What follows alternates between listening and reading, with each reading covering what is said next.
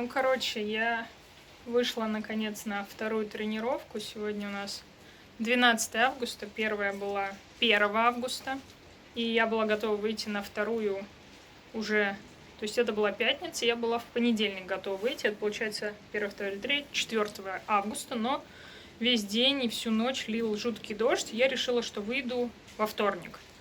Но во вторник случилась очень стрессовая ситуация, из-за которой потом всю неделю я ездила по больницам и разбиралась со здоровьем, потому что удар пришелся сразу по нескольким органам и системам органов, к сожалению. Так что, ребята, все болезни от нервов — это не просто слова, это действительно так.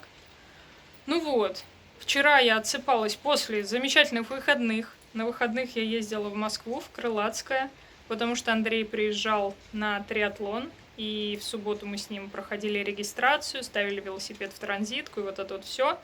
А в воскресенье, собственно, он бежал, а мы с Сашей, еще одной его знакомой, за него болели.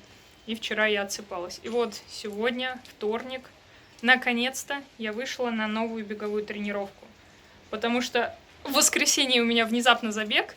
Ну, то есть как внезапно, я его мониторила уже довольно давно, но там был один момент, который я хотела выяснить. Вчера вот выяснила, зарегалась. И, собственно, как бы надо побегать перед забегом. Почему я сейчас стою в капюшоне? Потому что я смотрела прогноз от Яндекса, и там вроде бы не было дождя, но сейчас вот, не знаю, видно или нет, он идет. Он должен уже закончиться с минуты на минуту, поэтому я решила просто постоять около подъезда, переждать, чтобы уже не мочить кроссовки и все остальное. Потому что как минимум сначала мне нужно будет пройтись по магазинам и найти себе изотоник. Потому что сейчас я вышла без всего. Вот.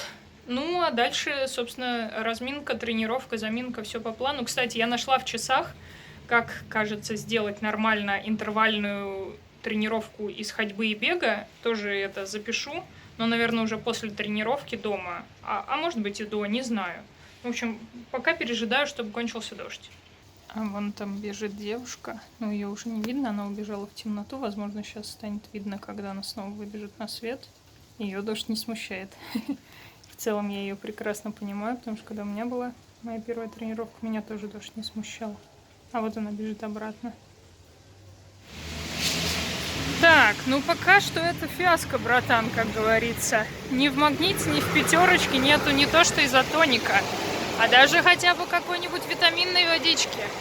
Сейчас вот иду в Атак, это последний магаз, более-менее на пути к парку, где я обычно хожу, бегаю, вот это вот все. Если там тоже ничего не будет, придется брать просто соленую минералку. Хотя, газированная вода, конечно, не очень классная тема для желудка, но иначе никак, походу, сегодня. Так, ну, короче, изотоника тут тоже нет, но вот нашла какую-то магниевую воду. Увидела вывеску йодированная, но рядом была магниевая. Вроде там по составу так более-менее, возьму ее. Все, водичку взяла. Можно сказать, что это успех. Ну, как, относительно. Учитывая, что как бы хотела я изотоник. Или хотя бы витаминную водичку. А ни того, ни другого не было. Но, я думаю, магниевая негазированная вода в любом случае лучше, чем соленая минералка. Ну, конечно, надо будет перед воскресеньем найти все-таки тот изотоник, который мне понравился. Вот этот тут ананасовый, что-то там, Iron Power или как-то так он назывался. Я его в Перике покупала. Сейчас уже, который раз заходила, его там нету. Я еще в Дикси не заходила, но это сейчас просто надо будет еще правее идти. А дорожка, куда я иду, она левее. Поэтому сейчас уже не пойду. Но думаю, что на днях надо будет сходить. Или если нет, то в интернете заказать, потому что тот изотоник, реально прикольный. Вот так. Так. Что-то последний интервал так легко дался, что когда мне часы показали, что уже 12 из 12, я ставила 6 интервалов, соответственно, 6 периодов отдыха.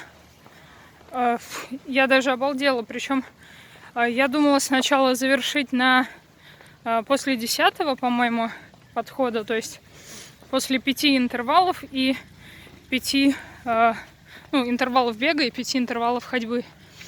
Потому что, по идее, сейчас вот, ну, если 6, это уже, ну, дольше получается тренировка, общая длительность.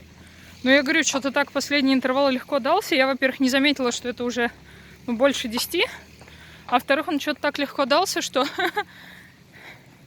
я немножко обалдела. Ну, в общем, что хочу сказать. Так, сейчас поставлю куда-нибудь телефон и начну делать заминку. И пока буду как раз вещать. Так. Вот так, наверное. Да? Надеюсь, меня слышно будет. В общем, в какие-то моменты, во-первых, практически на каждом именно беговом отрезке я моментально уходила в 4-ю зону пульсовую, что, конечно, не очень хорошо. Но если на прошлой тренировке я, ну, видела это, но не чувствовала, то сегодня вот прям вообще тяжко было. То есть я прям, ну, ментально чувствовала, что я в 4-й зоне, смотрела на часы, это оказалось действительно так. У меня вот сейчас вот вы видите баф как натянут, потому что сейчас, ну, довольно прохладно, градусов 15. Башка потела.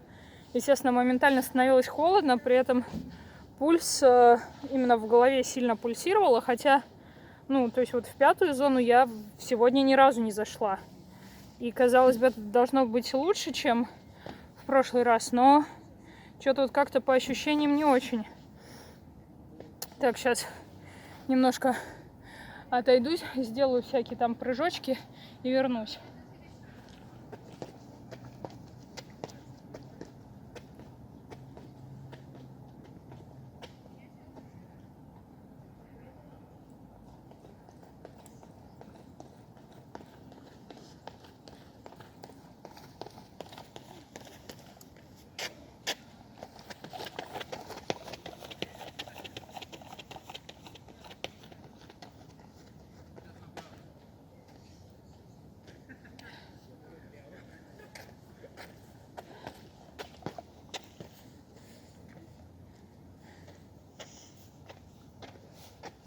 Так, я вернулась.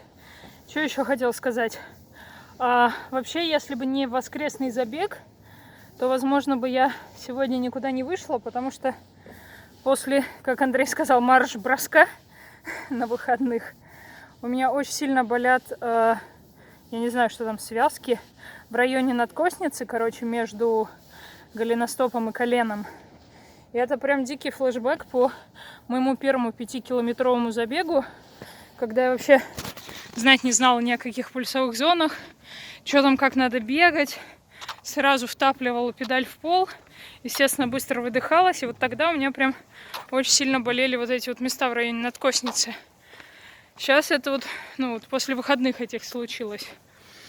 Но в целом я в очередной раз рада, что тренировка состоялась. Сейчас приду домой.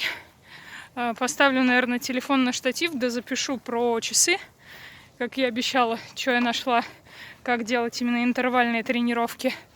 Потому что мне будут нужны 2 руки.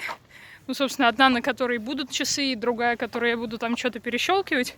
А держать телефон ртом нереально. Если Андрей свою камеру там как-то еще может подбородком к груди прижать, то я свой телефон так сделать не могу.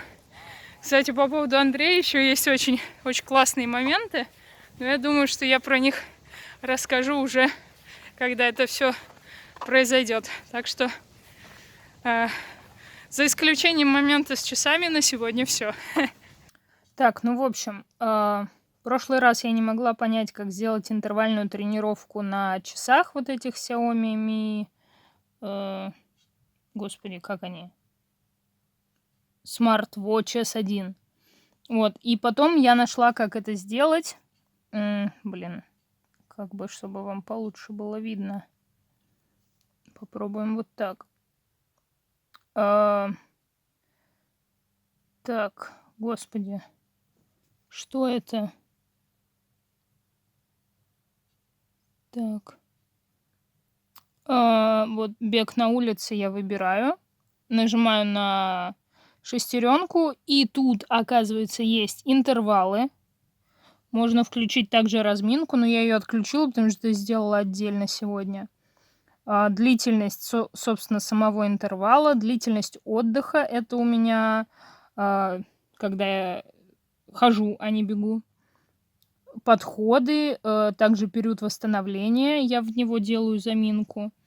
Вот можно также поставить цель вот по расстоянию, времени и калориям, но я пыталась поставить по времени, и он тогда выдает вот такое оповещение, что тогда интервалы невозможно будет делать, поэтому я не стала делать цель просто по количеству. Можно также поставить оповещение вот по расстоянию, темпу, зоне пульса, высокому пульсу, гидратации. Я вот поставила гидратацию. К сожалению, нельзя чаще, чем 10 минут поставить.